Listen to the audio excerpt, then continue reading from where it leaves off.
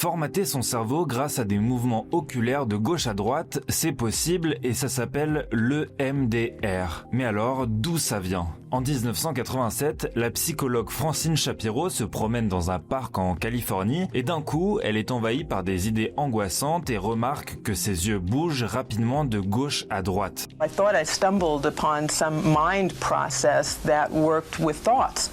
And that's what was so fascinating because I hadn't been doing it deliberately, but I noticed it happening. Au même moment, elle réalise que ses pensées négatives perdent de leur intensité. Elle décide alors de tester sa découverte auprès de dizaines de volontaires sur plusieurs mois et en 1989, elle appellera cette méthode le MDR, Eye Movement Desensitization and Reprocessing, en français désensibilisation et retraitement par les mouvements oculaires. Alors concrètement, comment ça se passe une séance de MDR ? Pour s'en faire une idée, des exemples de séances sont directement disponibles sur internet. D'abord, le patient pense à un souvenir difficile. Le thérapeute, lui, fait bouger les yeux du patient de gauche à droite ou utilise des stimulations alternées comme des sons ou encore des tapotements. Une thérapie EMDR se fait sur une dizaine de séances ou moins. Mais comment ça marche exactement ? Qu'est-ce qui se passe à ce moment-là dans notre cerveau ? Eh bien, c'est ça le problème. S'il y a un consensus sur l'efficacité de l'EMDR, le secret du mécanisme n'a pas encore été trouvé.